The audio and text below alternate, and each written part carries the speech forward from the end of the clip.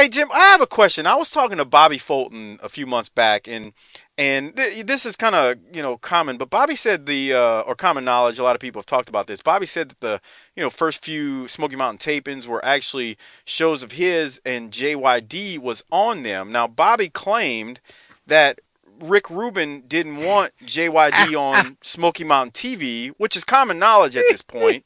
I'm curious, Jim. I know JYD had issues. I grew up on Mid South. I'm very well versed in JYD's career, Mid South and beyond. Um, it, I don't know the story Let, of let me why. let me explain. Let me explain, my son. Okay, okay, Here's the deal. It's not that Rick Rubin specifically said that he didn't want. Here's what happened. When we okay, were discussing how to best shoot pilot episodes of Smoky Mountain Wrestling to take to the TV stations to say, hey, we actually are going to we're not just, bullshitting you. We've right, done these pilots. We're going to have a TV show. We want on your air.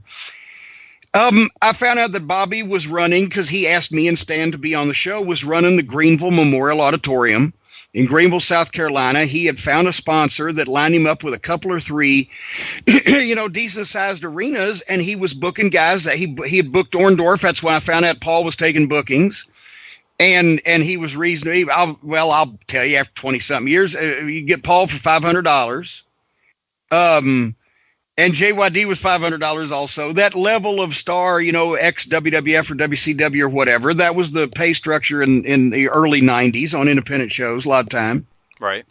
But anyway, so I said, Bobby, I will bring in even more talent. Since you're in a real arena and it would look great, can we shoot our pilots there? We can have the matches that you booked for your main events as dark matches, but I'll bring in a bunch more talent and lights, and we'll dress it up and make it look nice, and hopefully that'll attract even more people. And I don't want any of the gate. Just let us do this, right? So that and it didn't. Let's put it this way: it didn't set records in Greenville for attendance, but it looked good. It looked like we were somebody on television. But in Bobby telling me what his card was, I'd had a couple of talks on the phone with Rubin where we were bemoaning the bullshit kind of, homogenized, whether it be New York style or just at that point, Dog had just had a run where they only brought him back, and just Rubin wanted to stay away from guys that were past their prime or weren't producing in the ring or cartoon fun stuff like the WWF. And on two different occasions, he had brought up the name, the Junkyard Dog.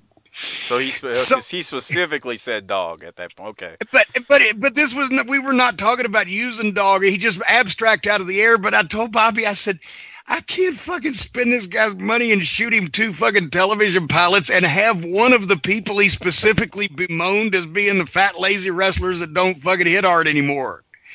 I said, I can't have him on the fucking show.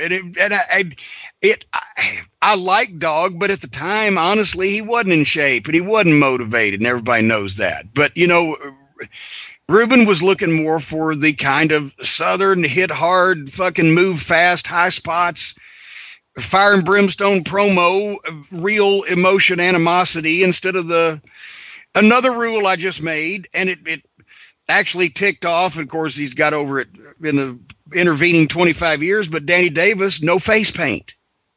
Because there was Ultimate Warrior, and there was fucking goddamn whoever was in WCW at the time. It was some Wild Jungle Savage, or this just everybody's painting their face up like goddamn Barnum and Bailey. So I said, Right. nobody's gonna have any face paint.